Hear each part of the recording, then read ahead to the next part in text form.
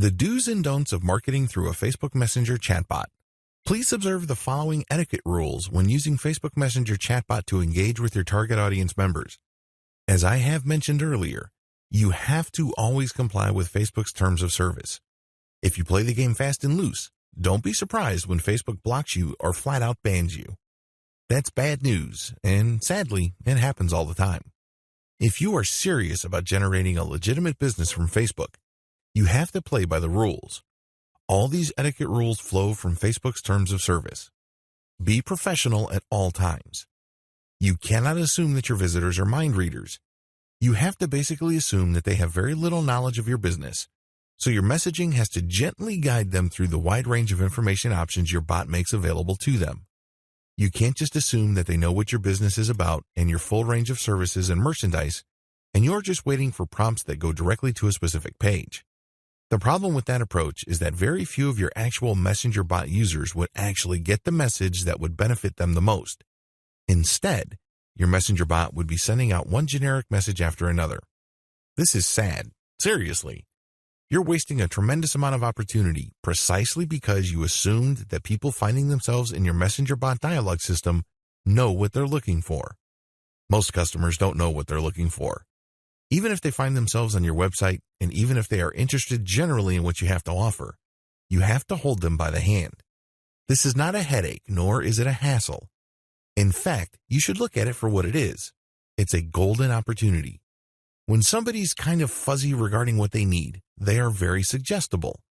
This means you can position the conversation in such a way that they may buy something that they normally wouldn't buy, or they would buy more of something that they already are intent on buying. Do you see how this works? It's an opportunity. Don't think of it as just a customer support hassle and you're just basically going to give them the bare minimum. Instead, create a fairly open-ended logic tree for your chatbot so there are many ways your customers can trigger pre-written messages.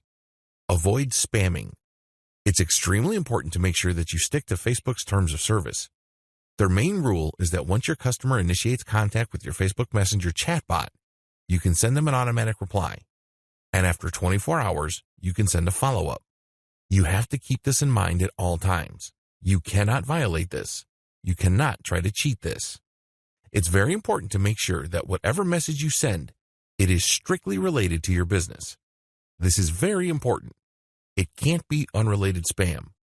It can't be seemingly purely personal because you only have one shot, really, to make a great first impression. If you send off-topic messages, it would seem that you're wasting your prospect's time. Keep it short and laser targeted to the business at hand. Also, whatever message you send out must add value to the life of the person inquiring. This is crucial. They have problems. They have needs. You know this.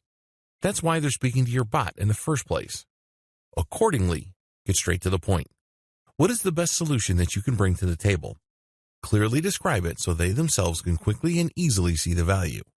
It can be a link to your main website, or it can be a basic answer like, these are the holidays that we're closed on, or this is our procedure for getting some sort of special deal. Whatever the case may be, make sure that whatever you say to your prospects adds value to their lives. Always let the customer lead. Americans are very independent.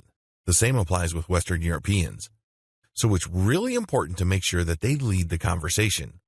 While we all know that the main reason why they're at your Facebook page in the first place is because you called them to action, you can't rub their faces in it. Make it seem like they're always leading the conversation. Never take the lead. Always follow up.